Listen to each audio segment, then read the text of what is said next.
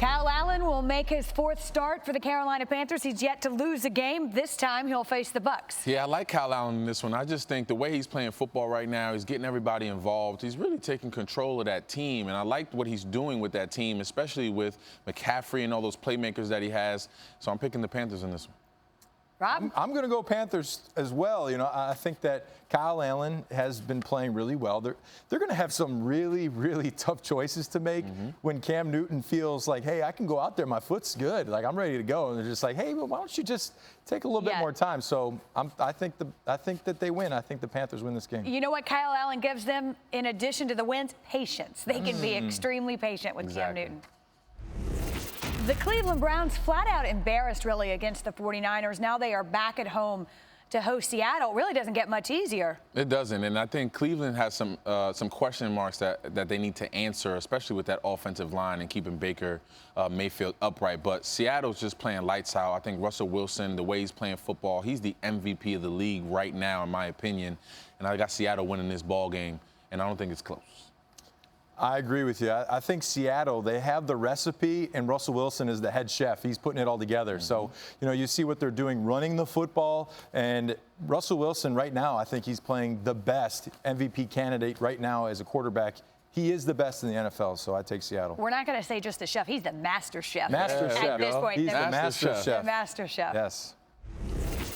If you're a fan of football, even in a small degree, how do you not want to watch this game, Houston and Kansas City? This game's going to be fun to watch, man. Obviously, Kansas City, Mahomes coming off a slight injury to that ankle, and Deshaun Watson coming off a 5-touchdown performance. I'm going with the Houston Texans in this one. I think Deshaun Watson's going to come to play. He understands what he needs to do to get his team over this hump and over that next level. And beating the Kansas City Chiefs will be step one into that team kind of turning the page and going where they want to go.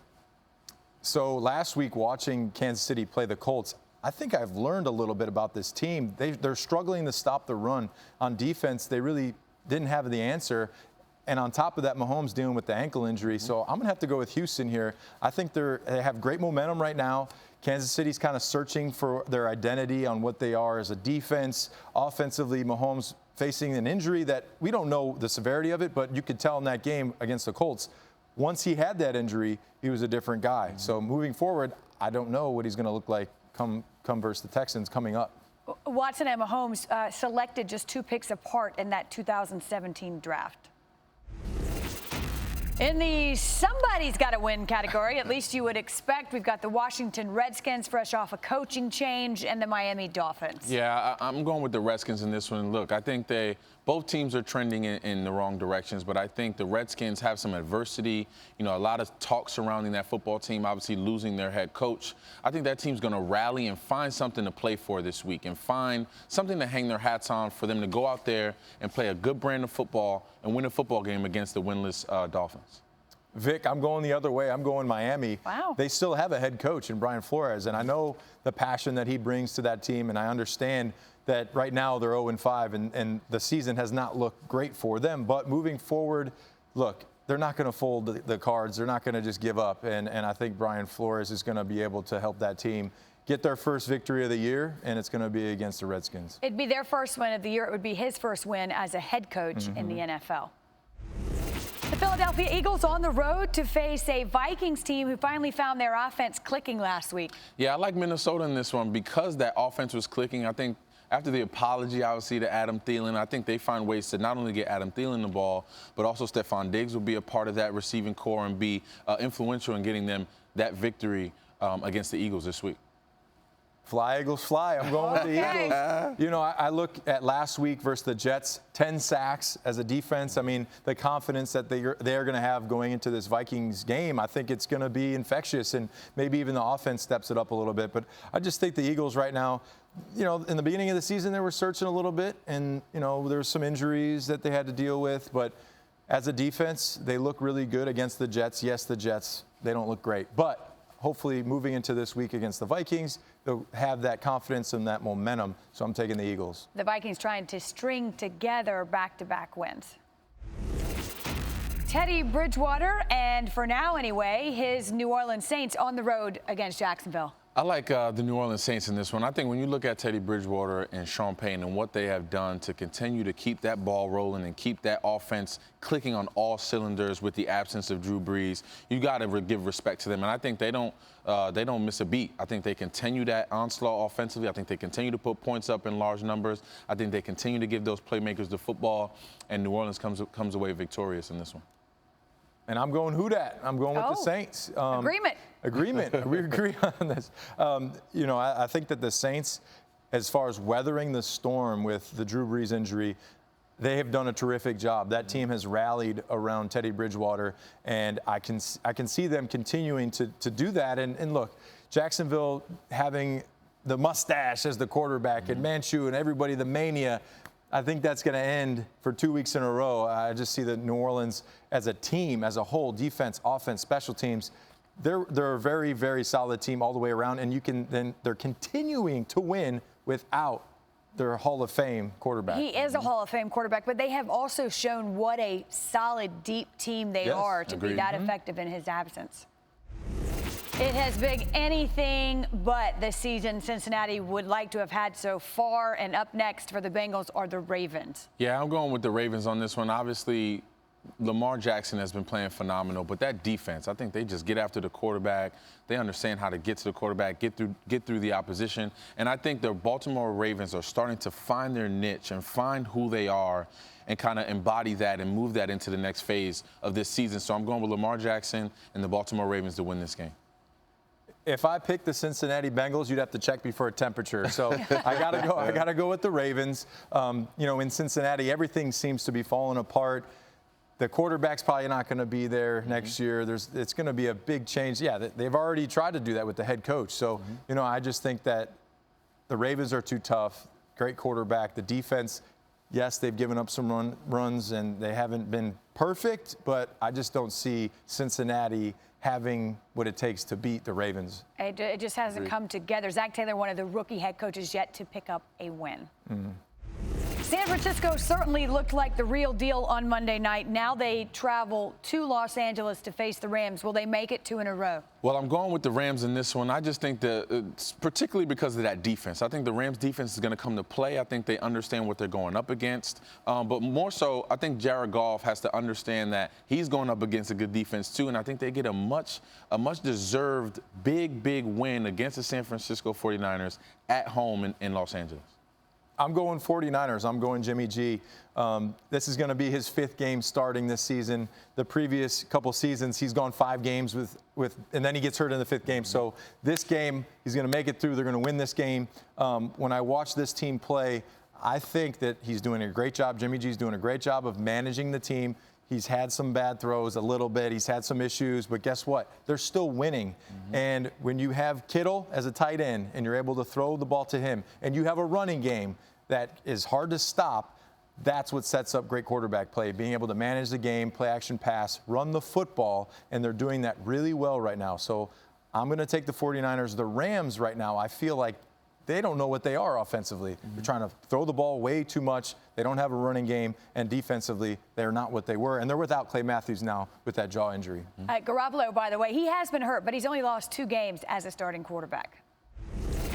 It is a battle of the birds. Atlanta on the road to the desert at Arizona. I like Atlanta in this one. I just think Matt Ryan gets on track here. I think he finds his playmakers. He finds those big-time receivers that he has on his receiving core and gets them the football early and often. I think that's what's missing in Atlanta is somewhat of an identity of who they are offensively, and I think they're a big play outfit, throwing the ball to Julio Jones, getting the ball to those playmakers. I think that's what Matty Ice and the Atlanta Falcons need to do to be successful, and I think they do that. And I'm going after the fierce Cardinals. You ever been attacked by a Cardinal? They're relenting. But, no, I'm going with the Cardinals. I think the Falcons, since they've lost some of their offensive coaching, so they don't have the same offensive coordinator. He's with the 49ers. I feel like Matt Ryan has kind of not been the same guy. He doesn't seem like he has the confidence in that offense like they used to have. So I'm going to have to go with the Cardinals. I like what they have with the young quarterback, and they're doing a lot of crazy gadget plays, and it's more of a college feel. But I just think Chandler Jones is going to get after Matt Ryan. It's going to make it a tough day for him, so I'm going with the Cardinals. Kyler Murray trying to pick up his second win in the NFL. The Tennessee Titans take their show on the road to the Mile High City. Who prevails in this one? Well, I'm going with the Tennessee Titans in this one specifically because of the run game. I think they're going to establish the run game early and often and control the football game, and then everything's going to stem off that play-action pass. Everything's going to open up for the Tennessee Titans after that run game is solidified, and they're picking up chunk after chunk after chunk. And I just don't think the Broncos will be able to hold up defensively with that type of run game. And I'm going Tennessee as well. Last week, losing to the Buffalo Bills, I think they probably had a real tough week. You know, their head coach has probably gotten after them a little bit now. So, you know, I just think that going into this week, they're going to be motivated. Playing Denver, I don't think they're particularly playing great. And Tennessee's going to come out with this victory. Yeah, Denver's still trying to find the answer at that revolving quarterback door that they've seen over the last quite a few seasons. The Dallas Cowboys head east. They'll face a Jets team who gets their quarterback back. Sam Darnold expected to start after being out with mono. Yeah, I think this is the perfect game for the Dallas Cowboys to bounce back, to kind of build some more confidence after a loss and understand who they are again. I think the Jets are, you know, just still trying to figure out who they are. Obviously, Sam Darnold coming back after being gone for a few weeks with mono. I think they still have some adjusting to do, especially with his return. And I think the Cowboys find this time to kind of rally around each other, figure out who they are, and get back on track in the NFC East. So I'm going with the Cowboys. 2 words from what you said, bounce back. I agree with you. You know, Dallas last week, they didn't look like Dallas running the football. They do have some issues up front with some injuries, so we'll see if they get some of their guys back from previous injury. But again, running the football, Zeke Elliott, Dak being able to mix in the play-action pass, getting Witten involved, and last week Witten having an uncharacteristic fumble, which, again, you never want to turn the ball over like they did against Green Bay. So, you know, I just think that playing the Jets, it's just going to be one of them games where, like, look, we're going to go in there, we're going to work on ourselves, we're going to run the football, we're going to do everything that we do well, and we're going to do it over and over and over, and that's going to continue to build confidence. And Sam Darnold may be back, but it's unlikely he feels 100% after being out of the game for the past 4 or 5 weeks. The hits just keep on coming for the Steelers. They are on the road to face the Chargers. Their quarterback, Mason Rudolph, who, of course, is backing up Big Ben, who is out now in concussion protocol. Yeah, and that's the reason I'm going with the Chargers. I think they just have too much offensively. They understand who they are. Keenan Allen, Melvin Gordon getting a full workload now this week. He's back in the fold. I think that team is now finding their swagger and finding who they are with Melvin back. And obviously Phillip Rivers continuing to be himself. I got the Chargers winning this one in a big way. I got to go with the Chargers as well. You look at the Steelers having lost their backup quarterback. Now they're on their 3rd quarterback. You know, it just seems like this season nothing has gone their way. And the Chargers, playing a terrible game last week, talk about a bounce back. They're going to have to play better than they did last week. So, yeah, definitely I'm going to take the Chargers. They do bounce back, and I think that they beat a team that's on their 3rd quarterback. Yeah, listen, if it can go wrong, it feels like it has gone wrong for the Pittsburgh Steelers. Exactly. Monday Night Football finds Matthew Stafford and the Lions at Lambeau. Yeah, I'm going with Green Bay in this one, but it's going to be closer than people may think. I think the Detroit Lions are a close to complete team offensively and defensively, but I just think Green Bay has their number. I think they understand how to play the Lions, and I just think Aaron Rodgers is going to come to play. And not to mention that Green Bay defense with those Smith guys, I mean, they're probably brothers by now, so we can call them Smith brothers. They just get after the quarterback, and they get after the quarterback in a tremendous, major way, and I don't think that the Detroit Lions offensive line will be able to hold up. If this game was in Detroit, I'm going with Detroit. I think that's how close it's going to be, maybe 1-point field goal. But just looking at the Detroit Lions, they have done a great job. Matty Patricia has done a great job with that team. Looking at the preseason, people were all losing their minds on, what's going to happen this year? But they've played really well. They're well coached, and they're playing with a lot of emotion and energy. So, you know, I think that they're going to come up just a little bit short in Lambeau.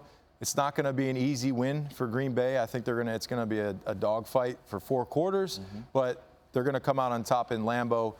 Aaron Rodgers is too good, and the running game really has solidified their ability to throw in the play-action pass. Aaron Rodgers out of the pocket plays, movement, and it's just going to be tough for the Lions to go to Lambeau and beat them. And I tell you what, that Green Bay defense was a point of contention last year. It has paid dividends this time around. Yes. Hi, everyone. Thank you for watching ESPN on YouTube. For more sports, more analysis, download the ESPN app. And for live streaming sports and premium content, subscribe to ESPN+. We'll see you there.